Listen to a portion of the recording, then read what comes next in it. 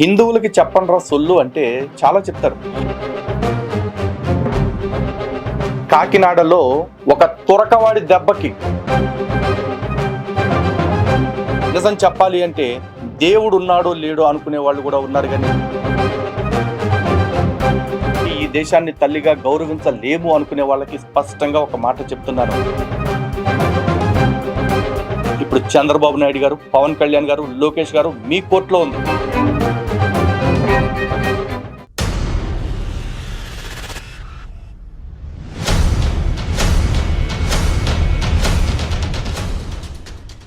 హిందూ బంధువులందరికీ జై శ్రీరామ్. హిందూ ముస్లిం భాయి భాయి, మీరు వింటుంది నిజమే.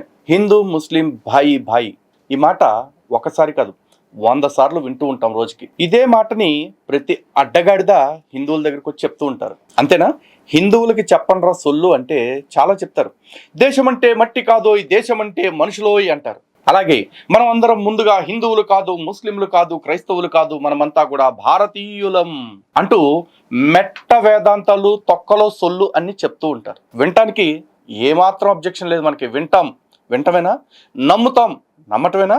అదే మోసధోరణలో పడి కొట్టుకుపోతూ సాటి హిందువులని, అంటే ధర్మం కోసం పనిచేసే హిందుత్వవాదులను కూడా మీరు మతోన్మాదులరా, మత పిచ్చి ఎక్కువైపోయి కొట్టుకులాడుతున్నారా అంటూ మాట్లాడతాం. అక్కడితో ఆగిపోతామా? నిన్న మొన్న ఒక ఇష్యూ జరిగింది సోషల్ మీడియాలో. ఎవరో ఇద్దరు ఫోక్ సింగర్స్ మధ్య ఉన్న రిలేషన్ గురించి వాళ్ళకి ఏదో ఫ్యామిలీ ఇష్యూ అయ్యింది. సో అందులో మంచా చెడా లేకపోతే ఇవన్నీ జడ్జ్ చేయటం ఇప్పుడు నా పని కాదు. కానీ మార్కెట్లో చాలా మంది అమ్మాయి తరఫున మాట్లాడాలా, అబ్బాయి తరఫున మాట్లాడాలా, లేకపోతే ఆ అబ్బాయి భార్య తరఫున మాట్లాడాలా, ఎవరికి మద్దతు ఇవ్వాలి అంటూ చాలా మంది కొట్టేసుకుంటున్నారు. ఇదంతా చూస్తుంటే బహుశా హిందువులకి తీరుబడి ఎక్కువైపోయిందేమో, ఖాళీ ఎక్కువైపోయిందేమో, అన్నిటికీ మించి తెలివి ఎక్కువైపోయిందేమో. ఎందుకంటే మర్యాద రామన్నలాగా ప్రతివాడు తీర్పిస్తున్నాడు, ప్రతివాడు జడ్జిమెంట్లు ఇస్తున్నాడు. సరే, ఇచ్చుకుంటే ఇచ్చుకోవచ్చు. కానీ ఆ ఇష్యూ మీద మాట్లాడుతున్న ఈ సోకాల్డ్ మేధావి బ్యాచ్ అంతా, హిందూ మేధావి బ్యాచ్ ఎవరైతే ఉన్నారో, కొంతమంది సెక్యులర్ మైండ్ సెట్ తోటి ఎంటర్టైన్మెంట్ని ఒక బతుకు తెరువుగా మార్చేసుకుంటున్న వాళ్ళని అడుగుతున్నా. కాకినాడలో ఒక తురకవాడి దెబ్బకి, అంటే వాడు చేస్తున్న ఒత్తిడికి, లవ్ జిహాద్ అనే ఒత్తిడి కారణంగా ఒక కుటుంబం కూడా, అంటే తండ్రి, తల్లి, వారి బిడ్డ, ఆ బిడ్డ యొక్క కొడుకు, 4 ఆత్మహత్య చేసుకోవాలనుకున్నారు. అందులో 3 చనిపోయారు. చంపినవాడు మత ఉన్మాదంతో చంపాడు. చాలా మంది వాడు ప్రేరేపించాడు అంటున్నారు. కానీ నిజంగా వాడు ప్రత్యక్షంగా చేసిన హత్యల కిందే పరిగణించాలి వీటిని. అంతేకాదు, వాడే ఒక 2 నెలల క్రితం ఆవిడ భర్తని కూడా చంపేశాడు, ఈవిడ్ని పొందాలన్న కోరికతోటి. కానీ దీని గురించి మనం ఎవరో మాట్లాడడం. ఎందుకంటే మనకి అవతల పార్టీ ఎవడో ఎక్స్ పార్టీ త్వరకోడు కదా, వాడి గురించి మనం మాట్లాడితే ఏం చేస్తారు, కాడ్దాల్తే అన్న భయం అన్నమాట. ఇక్కడ తేరగా దొరికారు కదా హిందువులు, వీళ్ళ మీద వేసుకుని బతికేస్తారు, వాళ్ళ వ్యక్తిగత విషయాల్లోకి దూరేస్తారు. కానీ ఇక్కడ ప్రాణాలు పోయినా సరే వీళ్ళ గురించి మాట్లాడటానికి మాత్రం గట్స్ ఉండవు. ఏమైనా మాట్లాడితే పైగా మనకు నీతులు చెప్తారు. ఎందుకంటే వాళ్ళు ఒకళ్ళిద్దరు ఉంటారు, వాళ్ళు ఏమంటారు, అయ్యో మేము జై శ్రీరామ్ కూడా అంటామండి, మేము అన్ని మతాలని గౌరవిస్తామండి అంటారు. అలాంటి స్పెసిమెన్స్ ఒక ఇద్దరిని తీసుకొచ్చేసి వాళ్ళను చూపించి అందరు ముస్లిమ్స్ చెడ్డవాళ్ళు కాదండి అంటారు. ఇక్కడ అందరు ముస్లిమ్స్ చెడ్డోళ్ళ మంచోళ్ళ కాదు మాట్లాడుకోవాల్సింది, అసలు ఇస్లాం ఏం చెప్తుంది అనేది మాట్లాడుకోవాలి మనం. ఎందుకంటే మీరు ఎంత చించుకున్నా, ఎన్ని నీతులు చెప్పినా, వాళ్ళు చివరాఖరికి ఇస్లాం విషయానికి వస్తే నాకు ఇస్లాం ముఖ్యం, నాకు దేశం కాదు, నాకు ఖురాన్ ముఖ్యం, నాకు రాజ్యాంగం కాదు, నాకు మా అల్లా ముఖ్యం, మీరెవ్వరో కాదు అని నిర్దాక్షిణ్యంగా, నిష్కర్షగా చెప్పేస్తారు. ఇన్ఫాక్ట్ చెప్పారు, చెప్తూనే ఉన్నారు, మనమే వినట్లేదు. కావాలంటే మళ్ళొక్కసారి వినండి. మేము చాలా స్పష్టతగా తెలుసుకుంటున్నాము. అదేంటంటే వందే మాత్రం అనేది నేను పాడలేము, పాడమే. జన్మ ఇచ్చినటువంటి తల్లిదండ్రులు సైతం కూడాను నమ్మించాము, మేము ప్రేమిస్తాము. ఈ దేశాన్ని కూడాను మేము దూషించాము, ఈ దేశాన్ని కూడాను మేము ప్రేమిస్తాము. నారాయణ అని చెప్పేసి ఏదైతే రూమ్ తీసుకొస్తారో అదే అన్కాన్స్టిట్యూషనల్. ఈ పిల్లని తీసుకొస్తున్నారు కాబట్టి మేము బాధగా చెప్తున్నామే, వందే మాత్రం పాడము. విన్నారు కదా ఎంత స్పష్టంగా చెప్పాడు. కావాలంటే మళ్ళీ రివైండ్ చేసుకుని మళ్ళీ చూసుకోండి. ఎందుకంటే దాన్ని రెండోసారి వినిపించే అంత అవసరం కానీ అంత ఆసక్తి కానీ నాకు లేదు. కాకపోతే ఇక్కడ మనం మాట్లాడుకోవాల్సింది ఏంటంటే ఈ పెద్ద మనిషి గురించి చాలా మందికి తెలియాలి. గతంలో ఇతను ఒక హనుమాన్ జయంతి ర్యాలీకో సంథింగ్ దేనికో వస్తే ఒక ముస్లిం వచ్చేసాడు అని చెప్పేసి పువ్వులు జల్లారు మన ఎర్రి పువ్వులు అందరూ కలిపి. అంటే ఒక ముస్లిం వ్యక్తి మన ఊరేగింపుకి రాగానే అంత మురిసిపోయేంత ఏముంది? అసలు ఎందుకు నమ్మాలి? మీలో చాలా మందికి ఆ తకియా అనే దాని గురించి పదాలు తెలియదా? మీకెవరికి తెలిసి ఉండకపోతే వాటి గురించి మేము అనేక సార్లు అనేక వీడియోల్లో చెప్పాం కదా. వాళ్ళకి ఎక్కడైతే బలం లేదో లేకపోతే వాళ్ళకి ఎక్కడైతే అవకాశం లేదో అలాంటి చోట మన విశ్వాసాలని గౌరవిస్తున్నట్లుగా నటిస్తూ మనతో కలిసి జీవిస్తారు. కానీ అది ఎప్పటి వరకు అంటే వాళ్ళ బలం పెరిగే వరకు లేదా వాళ్ళకి అవకాశం చిక్కే వరకు. ఇది వాళ్ళ మత గ్రంథం నేర్పుతున్న పని. వాళ్ళు అదే చేస్తూ ఉంటారు. వాళ్ళు క్లారిటీగానే ఉన్నారు. వాళ్ళు మనతో పాటు జై శ్రీరామ్ చెప్పినా, మనతో పాటు గుళ్ళోకి వచ్చినా, యాత్రల్లో పాల్గొన్నా, ప్రసాదాలు పంచినా సరే వాళ్ళకి చివరికి కావాల్సింది మతమే. కాశ్మీర్ ఫైల్ సినిమాలో చూశారు కదా, ప్రాణం తీసే సమయం వచ్చిన రోజున అవసరమైతే బియ్యాన్ని పోసి బియ్యపు డబ్బాకి దారి చూపించేది వీళ్ళే. అందుకే వీళ్ళ విషయంలో జాగ్రత్తగా ఉండండి. వీళ్ళకి మతం తప్ప మరి ఏది ముఖ్యం కాదు. కాకపోతే ఇక్కడ మనం అర్థం చేసుకోవాల్సింది, వీలైనంత వరకు మనం ఒక శుద్ధి చెప్పాల్సింది కొన్ని విషయాలు ఉన్నాయి. ఇక్కడ చాలా మంది చించుకుంటూ హిందువులు మనకు చెప్తూ ఉంటారు కదా, హిందూ ముస్లిం భాయి భాయి, హిందూ ముస్లిం భాయి భాయి అని చెప్పేసి. ఎలా భాయి భాయి అనుకుంటున్నాం మనం? వందే మాత్రం పాడటానికి ఇష్టం లేనోని వందే మాత్రం అంటే ఏంటి? తల్లి నిన్ను గౌరవిస్తున్నాను, తల్లి నీకు నమస్కారం అని తెలియజేసేది. ఆ మాట అంటానికి వీళ్ళు ఒప్పుకోవట్లేదు. ఎందుకంటే మేము మా తల్లిదండ్రుల్ని పూజించాం, మా దేవుణ్ణి తప్ప ఎవరిని పూజించాం అంటారు. కానీ హిందూ ముస్లిం భాయి భాయి అంటారు. మరి వీడమ్మ వాడింటికి వాడమ్మ వీడింటికి రానప్పుడు, లేదా వీడి బాబు వాడింటికి వాడి తండ్రి వీడింటికి రానప్పుడు ఏ విధంగా భాయి భాయి అయ్యారు? ఎలా అంటే మనం అందరం కూడా ఒక తల్లి సంతానం అనుకుంటున్నాం కాబట్టి, ఆ తల్లి మన భరతమాత కాబట్టి, అందరూ ఇక్కడ బ్రతుకుతున్నారు కాబట్టి హిందూ ముస్లిం భాయి భాయి అంటూ కొంతమంది పాత తరం పెద్దవాళ్ళు చెప్పారు. మరి మన దేశాన్ని తల్లిగా ఒప్పుకోవటానికి ఇష్టం లేని వాళ్ళని మనం భాయి అని ఎందుకు పిలవాలి? నా తల్లిని వాడి తల్లిగా గౌరవించడానికి వాడికి మనసు రానప్పుడు వాడిని నేను తమ్ముళ్లాగో అన్నగానో నేను ఎందుకు గౌరవించాలి, ఎందుకు భావించాలి? ఇది ప్రతి ఒక్క హిందువు కూడా అంతరాత్మని ప్రశ్నించుకోండి. అలాగే పెద్ద మనుషులు, మేధావుల ముసుగులో ఉన్న వాళ్ళు చెప్తారు కదా, మనం మొదట ముస్లింలం కాదు, మనం మొదట హిందువులం కాదు, మనం క్రైస్తవులము కాదు, మనం మనుష్యులం, మనం భారతీయులం అని చెప్తారు కదా. మరి ఆ భారతదేశాన్ని గౌరవించని వాడికి, ఆ భారతదేశపు చట్టాలని గౌరవించిన వాడికి, ఆ భారతదేశపు రాజ్యాంగాన్ని గౌరవించని వాడికి, ఆ భారతదేశాన్నే గౌరవించని వాడికి మన నుంచి సమాన గౌరవం ఎందుకు కావాలి? ఎలా ఆశిస్తున్నాడు? ఆవు అంటే వేదిక లెక్కంగానే గురజాడ గారి పద్యాలు చెప్పేస్తారు. దేశం అంటే మట్టి కాదోయ్, దేశం అంటే మనుషులోయ్ అని చెప్తారు. ఇక్కడ వాళ్ళందరికీ చెప్పండి రా, ఇంకొక లైన్ యాడ్ చేయి. దేశం అంటే మతం కాదు, దేశం అంటే ఒక తల్లి. ఆ తల్లి వల్లనే మనం అందరం కూడా కలిసి బ్రతకగలుగుతున్నాం. ఎందుకంటే ఈ రోజున దేవుడు అనే కాన్సెప్ట్, ప్రతి మతానికి ఒక్కొక్క దేవుడు ఉన్నాడు. అలాగే ప్రతి దేశానికి ఒక్కొక్క మతం ఉంది, ఒక్కొక్క మతానికి ఒక్కొక్క దేవుడు ఉన్నాడు. కానీ ప్రతి వాడిని మతంతో సంబంధం లేకుండా, వాడి నమ్మకంతో సంబంధం లేకుండా కన్న తల్లిలాగా కడుపును పెట్టుకుని కాపాడుతున్నది మాత్రం దేశమే. ఎందుకంటే దేవుడు నమ్మకం, దేశం నిజం. ఎందుకంటే నేను దేవుణ్ణి ఈ రోజు వరకు చూడలేదు, వాడు దేవుణ్ణి చూడలేదు. నేను చచ్చిన తర్వాత ఎక్కడికి వెళ్తానో నాకు గ్యారంటీ లేదు, వాడు చచ్చిన తర్వాత ఎక్కడికి వెళ్తాడో వాడికి గ్యారంటీ లేదు. కానీ ఆ నమ్మకం కోసం నిజాన్ని నిత్యం అవమానిస్తూనే ఉన్నారు. ఆ నిజమే దేశం. ఎందుకంటే మనం పుట్టిన నుంచి చచ్చేదాకా మనకు కావలసిన ఆహారాన్ని ఇస్తుంది ఈ తల్లి, మనం తాగుతున్న నీటిని ఇస్తుంది ఈ తల్లి, చివరికి మనం చస్తే మనల్ని కడుపులో దాచుకుంటుంది ఈ తల్లి. ఇంకా చెప్పాలంటే మనల్నైనా హిందువుల్ని తగలబెడతారేమో కానీ ఆ రెండు జాతుల్ని పాతి పెడతారు. ఈ తల్లి తన భూమిలో కలుపుకుంటుంది. అలాంటి తల్లిని గౌరవించడానికి ఒక్కొక్కడికి ఎందుకు నొప్పి వస్తుంది ఆలోచించండి. కనిపించని నమ్మకం కోసం కళ్ళ ముందు కనిపిస్తున్న నిజాన్ని నిత్యం అవమానిస్తున్న ఇలాంటి వాళ్ళని నిలదీయండి. నిన్న మొన్నటి దాకా వేరు, నిన్న మొన్నటి దాకా జనగణమనని పాడుకుంటే చాలు, వందే మాత్రం పాడాల్సిన అవసరం లేదు. కానీ నేడు వందే మాత్ర గీతాన్ని కూడా జనగణమనతో సమానంగా గౌరవించాలి అని చట్టం చేశారు. ఆ చట్టాన్ని నీకు నచ్చినా నచ్చకపోయినా గౌరవించాల్సిందే. ఎందుకంటే భారతదేశంలో అనేక చట్టాలు ఉన్నాయి. ఉదాహరణకి ఇన్కమ్ ట్యాక్స్లోనే చూసుకో, కష్టపడి సంపాదించిన 100 రూపాయల్లో నుంచి ఒక 30 రూపాయలు 40 రూపాయలు కట్టమంటే నాకు కూడా నొప్పిగానే ఉంటుంది. కానీ నాకు నచ్చినా నచ్చకపోయినా ఈ దేశానికి ట్యాక్సులు కట్టాల్సిందే.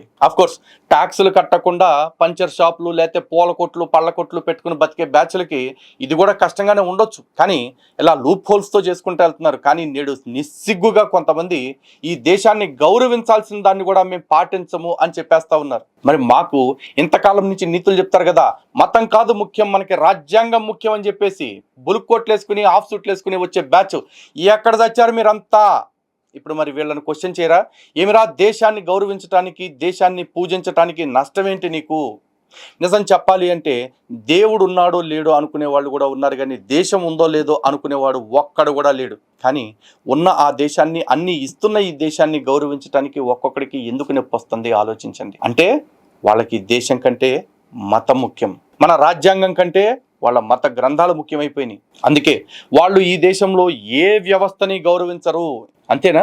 వీళ్ళు ఎన్ని మాయ మాటలు చెప్తారు ఈ దేశ ప్రజల్ని మోసపుచ్చేందుకు అంటే, ఇలాంటి దేశద్రోహపు మాటలు, దేశ వ్యతిరేక మాటలు, దేశంలో ప్రజల మధ్య సమగ్రతని దెబ్బతీసే మాటల్ని అన్నీ దాచిపుచ్చేస్తూ ఇలాంటివి ఎలివేట్ అవ్వకుండా వాళ్ళల్లో ఎవరైతే ఒకళ్ళిద్దరు జెండాకు సెల్యూట్ పెడతారో, లేకపోతే ఏదైనా యాక్సిడెంటల్ సమయంలో కాస్త పని చేస్తారో, ఏదైనా వరదలు వచ్చినప్పుడు 2 పులిహోర పొట్లాలు పెంచుతారో వాళ్ళని చూపించి ముస్లింలు ఎంత సేవా కార్యక్రమాలు చేస్తున్నారో చూసారా అంటారు. కానీ గుర్తుపెట్టుకోండి, వాళ్ళ సేవ వెనకాల ఖచ్చితంగా ప్రతిఫలం మత మార్పిడే ఉంటుంది. కానీ వాళ్ళు వైలేట్ చేస్తున్న రూల్స్ని చూస్తే కేవలం దేశాన్ని గౌరవించనని ఈరోజు చెప్పడం కాదు, బయట కూడా ఎన్నో చట్టాలను మీరుతూ ఉన్నారు. ఉదాహరణకి పాత బస్తీలో కరెంటు బిల్లుల విషయంలో మన ముఖ్యమంత్రి కూడా చెప్పారు కదా, పాత బస్తీలో ఎవరో కరెంటు బిల్లులు కట్టట్లేదు కాబట్టి పాత బస్తీలో అందరూ విద్యుత్ దొంగలున్నారు అంటుంటే బాధేసి తట్టుకోలేక మీకు 200 యూనిట్ల కరెంటును ఉచితంగా ఇచ్చేస్తున్నా అంటున్నాడు రేవంత్ రెడ్డి గారు. ఇక సిటీలో, హైదరాబాద్ లాంటి సిటీస్లో కావచ్చు, లేకపోతే మిగతా సిటీస్లో కావచ్చు, మీరు అందరూ చూసే ఉంటారు, మిగతా వాళ్ళందరికీ ఒక రూల్ ఉంటుంది. అదేంటంటే హెల్మెట్ పెట్టుకోవాలి, ట్రిపుల్ రైడింగ్ చేయకూడదు అని చెప్పేసి బైక్స్ పైన. కానీ వీళ్ళకి హెల్మెట్ అక్కర్లేదు, ఆ బొక్కల టోపీ పెట్టుకుని ట్రిపుల్ రైడింగ్ కాదు, అవసరమైతే 4 7 కూడా ఎక్కించుకుని బైకుల మీద రప్పమనే తిరుగుతున్నారు కూడా. వాళ్ళ కోసం బహుశా స్పెషల్ రాజ్యాంగం ఉందేమో. మరి వాళ్ళని ఎవరు కూడా రాజ్యాంగబద్ధంగా ఎందుకు బతకట్లేదురా అని అడగరు, ఈ రాజ్యం యొక్క ఆత్మాభిమానాన్ని ఎందుకు గౌరవించట్లేదురా అని అడగరు. ఎందుకంటే అగైన్ సేమ్. ఇకపోతే వాళ్ళు ఏం చెప్తున్నారు, మా మత గ్రంథం ప్రకారం, మా మతాచారం ప్రకారం మేము మా తల్లిదండ్రులను కూడా గౌరవించము అంటున్నారు. అదేం పెద్ద ఘనకార్యము కాదు. నిజానికి అలాంటి పని చేస్తున్నందుకు సిగ్గుపడాలి. ఎందుకంటే నిజాన్ని గౌరవించటం మానేసి, నిజాన్ని పూజించటం మానేసి, నమ్మకాన్ని నిజం అనుకుంటూ బతికేస్తూ ఉన్నారు. సరే, అది మీ ఇష్టం, అది మీ విశ్వాసం అనుకుంటున్నారు కాబట్టి మీ ఇష్టం వచ్చినట్టు ఉండండి. కానీ when it comes to interest of nation, you have to follow the rules. ఇందులో నో కాంప్రమైజ్, నో ఎగ్జంప్షన్స్, ఖచ్చితంగా ప్రతి వాళ్ళు పాటించాల్సిందే. అంతేందుకు హిందూ ధర్మంలో కావచ్చు, లేకపోతే మిగతా మతాల్లో కావచ్చు, మత గ్రంథాల్లో కావచ్చు, నేటి రాజ్యాంగానికి విరుద్ధమైన అంశాలు ఎన్నో ఉన్నాయి. వాటన్నిటిని చచ్చినట్టు, అది హిందువైనా, ముస్లిం అయినా, క్రైస్తవుడైనా, మరో మతస్థుడైనా, రాజ్యాంగం యొక్క మౌలిక స్ఫూర్తికి విరుద్ధంగా ఉంటే వాటిని మార్చుకోవాల్సిందే, మార్చుకున్నారు. అలాగే దేశాన్ని గౌరవించే విషయంలో కూడా మీ మతాచారాలు ఏమైనా చెప్పొచ్చు, ఎందుకంటే మతాలన్నీ కూడా ఈ దేశం తర్వాతే. అండ్ ఇంకా క్లియర్గా చెప్పాలి అంటే, ఈ దేశంలో లేకపోతే ఈ దేశాన్ని తల్లిగా భావించటం అనే కాన్సెప్ట్ ఏదైతే ఉందో, అది ఇస్లాం భారతదేశంలోకి వచ్చాక కాదు, ఇస్లాం పుట్టడానికి కొన్ని వేల సంవత్సరాల నుంచి, లక్షల సంవత్సరాల నుంచి ఇక్కడ ఉంది. ఎందుకంటే ఏనాటి త్రేతాయుగం ఆనాడే రాములు వారు చెప్పారు, జనని జన్మభూమిశ్చ స్వర్గాదపి గరీయసి అని చెప్పి. అంటే జన్మభూమిని, కన్న తల్లిని ఒకేలా పోలుస్తూ, జన్మభూమి, కన్న తల్లి ఈ రెండు స్వర్గం కంటే కూడా గొప్పవి అని చెప్పారు. కానీ ఈ రోజున స్వర్గం కోసం, స్వర్గంలో వచ్చే ఈ సంఖ్య కోసం అని చెప్పేసి చాలామంది దేశాన్ని అవమానిస్తున్నారు. బహుశా అలా అవమానించాలనుకునే వాళ్ళకి, ఈ దేశాన్ని తల్లిగా గౌరవించలేము అనుకునే వాళ్ళకి స్పష్టంగా ఒక మాట చెప్తున్నాను, రే బాబు, మీరు కోరుకున్నారు ఈ దేశాన్ని ముక్కలు చేసి ఇంకో మతరాజ్యం కావాలని. తూర్పున ఒకటి, పశ్చిమాన ఒకటి, 2 ముక్కలు చేసుకున్నారు కదా, ఆ ముక్కల్లోకి కావాలంటే వెళ్ళిపోండి. కానీ ఈ దేశాన్ని తల్లిగా గౌరవించాలనుకునే వాళ్ళందరూ మాత్రం ఇక్కడే ఉండాలనుకున్నారు. అలా ఉండాలనుకున్నవాడు దేశాన్ని గౌరవించండి, దేశాన్ని గౌరవించాలనుకునేవాడే ఇక్కడ ఉండండి.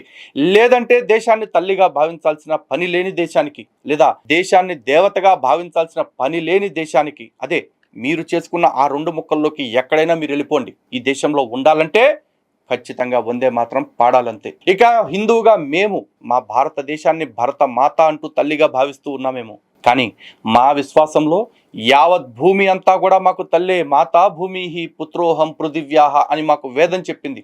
అక్కడ మాకు ఇష్టం లేని మతాలు ఉండే దేశాలు కూడా ఉంటాయి. ఆ దేశాలని కూడా అక్కడ మాకు ఇష్టం లేని మతాలని మోస్తుంది కదా అని చెప్పేసి ఆ తల్లి మీద మేము ద్వేషం పెంచుకోం. యావత్ భూమాత మాకు ఒక్కటే, మేము ఒకేలా గౌరవిస్తాం. కానీ మేము ఏర్పాటు చేసుకున్న ఎల్లలు ఏవైతే ఉన్నాయో ఆ ఎల్లలు కలిగిన భారతమాతని అన్నిటికంటే ఎక్కువగా ప్రేమిస్తాం, మా ప్రాణం కంటే ఎక్కువగా గౌరవిస్తాం. ఎందుకంటే మళ్ళీ ఫినిషింగ్ లైన్ ఒకటే, దేశం అంటే మట్టి కాదు, మనుషులు కాదు, మతాలు కాదు, దేశం అంటే విలువలు, దేశం అంటే చట్టాలు, దేశం అంటే వ్యవస్థలు అన్నీ కలిపితేనే దేశం. అలాంటి దేశాన్ని అన్నిటికంటే మొట్టమొదటిది అనుకోవాలి. అదే నినాదంతో హిందూ జనశక్తి మాత్రమే కాదు, యావత్ హిందూ సమాజం ఉంటుంది. దేశభక్తి, దైవభక్తి రెండు కళ్ళుగా బ్రతకాలి ప్రతి ఒక్కడు. మొదటి నుంచి హిందూ జనశక్తి నినాదం అదే, ఇప్పటికీ మా విధానం అదే, ఎప్పటికీ మా విధానం ఇదే. దేశం కోసం ధర్మంగా, ధర్మం కోసం ధైర్యంగా పనిచేస్తూనే ఉంటాం. మళ్ళీ చెప్తున్నా, ఈ దేశంలో ఉండాలంటే వందే మాత్రం పాడాల్సిందే. ఇక బంతి ఇప్పుడు చంద్రబాబు నాయుడు గారు, పవన్ కళ్యాణ్ గారు, లోకేష్ గారు మీ కోర్టులో ఉంది. ఎందుకంటే ఇలా నినాదం చేసిన వ్యక్తి ఇలా సాటి ముస్లింలని రెచ్చగొడుతూ మేము వందే మాత్రం పాడము, మిగతా వాళ్ళు కూడా పాడటానికి వీల్లేదు అంటూ మాట్లాడుతున్న వ్యక్తి ఎవరైతే ఉన్నాడో ఈ వ్యక్తి మీ ప్రభుత్వంలో ఇప్పుడు ఒక కార్పొరేషన్ చైర్మన్ గా ఉన్నాడు, ఉర్దూ అకాడమీకి చైర్మన్ గా ఉన్నాడు. కాబట్టి ఇలాంటి దేశద్రోహపు వ్యాఖ్యలు, దేశ వ్యతిరేక వ్యాఖ్యలు చేసిన ఇతన్ని తక్షణం ఆ బాధ్యతల నుంచి తొలగించాల్సిందే.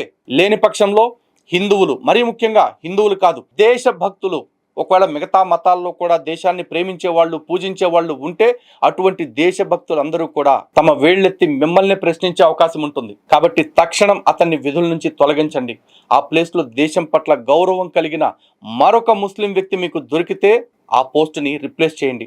లేదు అలాంటి వ్యక్తిత్వం ఉన్నవాడు దొరకకపోతే ఆ పోస్టునైనా ఖాళీగా ఉంచండి. కానీ దేశ వ్యతిరేకులతోటి, దేశ ద్రోహులతోటి, దేశాన్ని గౌరవించలేని వాళ్ళతోటి అటువంటి పోస్టుల్ని నింపి దయచేసి ఈ దేశాన్ని భ్రష్టు పట్టించే ప్రయత్నం చేయొద్దు. అలాగే మీ ప్రభుత్వానికి మచ్చ తెచ్చుకునే ప్రయత్నం చేయొద్దని మనస్ఫూర్తిగా మీకు విజ్ఞప్తి చేస్తున్నా. విజ్ఞప్తి కాదు, డిమాండ్ చేస్తున్నా ఈ దేశపు హిందువుల తరఫున, ఈ దేశాన్ని పూజించే వాళ్ళ తరఫున. ఎందుకంటే వందే మాత్రం పాటలో అద్భుతమైన చరణం ఒకటి ఉంది, కోటి కోటి కంట కలకల నినాదకరలే అని చెప్పేసి. దాని అర్థం ఏంటో తెలుసా? కోట్ల కోట్ల గొంతుల కలకల నినాదాలతోటి, కోట్లాది చేతులతో పట్టుకున్న పదునైన ఖడ్గాలతో వెలిగిపోయేదానా, నిన్ను అబల అని ఎవరనగలరు? ఎంతో బలం కలిగిన దానివి, మమ్మల్ని కష్టాల నుండి గట్టెక్కించేదానివి, శత్రువుల నుండి మమ్మల్ని కాపాడేదానివి. అలాంటి మాత నీకు వందనం అని చెప్తుంది. ఆ కోట్ల గొంతుకులు ఎవరివి? ఆ కోటాను కోట్ల ఖడ్గాలను పట్టుకున్న చేతులు ఎవరివి? అవి మావి, ఈ దేశపు బిడ్డలవి, ఈ దేశాన్ని తల్లిగా భావించే బిడ్డలవి. అంతమంది బిడ్డల్ని కంటున్న నిత్య బాలింతరాలు నా భరతమాత. అటువంటి భరతమాతని ఇవాళ ఎవడో పందులు వచ్చేసి, అడ్డగాడిదలు వచ్చేసి అనాథగా నిలబెట్టాలని చూస్తూ కూర్చునే అవకాశం రెండు మేము ఇవ్వం. ఈ తల్లి కోసం ప్రాణాలు ఇవ్వటానికి ప్రతి భారతీయుడు, ప్రతి హిందువు సిద్ధంగా ఉన్నాడు, ఉంటాడు. అలాంటి ప్రతి హిందువు గర్వంగా చెప్పుకుంటాడు నేను భరతమాత బిడ్డని అని చెప్పేసి. కానీ ఈ దేశపు తిండి తింటూ, ఈ దేశపు చట్టాలని వాడుకుంటూ, ఈ దేశంలో బ్రతికిడుస్తూ ఈ దేశాన్ని గౌరవించలేమని చెప్తున్న విశ్వాసఘాతకులకి మరి ఏం శిక్ష పడాలో కామెంట్స్ రూపంలో మీరే తెలియచేయండి. ఒక్కొక్కళ్ళు 100 సార్లు చెప్పండి, 100 మందిలో ఉన్న భయపడకుండా చెప్పండి, వందే మాతరం.